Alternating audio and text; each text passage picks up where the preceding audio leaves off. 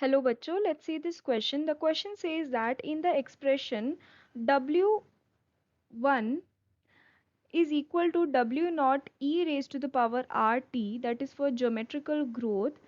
Here W1, W naught, R and T represents, तो यहाँ पे हमसे geometrical growth का expression दिया गया है और हमसे पूछा है कि यहाँ पे W1, W naught, R and T क्या represent करते हैं. ठीक है, तो इस question में जो key concept है that is regarding geometrical growth.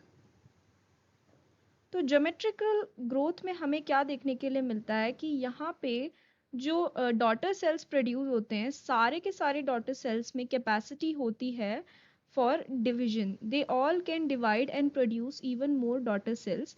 तो यहाँ पे जो एक्सप्रेशन है for geometrical growth that is W1 is equal to W naught e R T, e raise to the power R T. ठीक है, तो इधर जो W1 है that represents the final size of we can say the cell.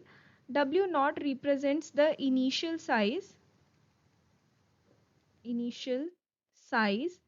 Here R क्या represent करता है, ये रिप्रेजेंट करता है ग्रोथ रेट को एंड T रिप्रेजेंट करता है the time of growth.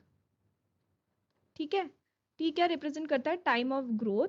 And यहाँ E is nothing but the base of natural logarithm. Okay, तो ये जो पूरा एक्सप्रेशन है that represents the geometrical growth.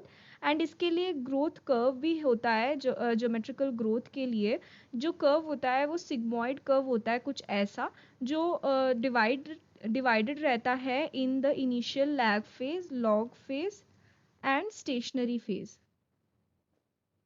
तो जो स्टार्टिंग का फेज रहता है that is the lag phase, then there is the log phase and here is the stationary phase. Okay, तो लेकिन यहाँ पे हमसे तो ये पूछा गया है, तो we can say that W naught is what, initial stage, initial size जो हमें A और D में दिया गया है. Initial size for W naught. W1 है final size, both A and D में फाइनल साइज ही है.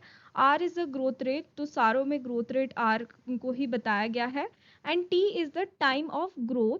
तो option A will be the correct answer for our question. D में बोला है time of single cell division, जो T नहीं रिप्रेजेंट करता. T represents the time of growth. So we can write it down in the conclusion that the answer for this question is option A. I hope you have understood it well. Best of luck.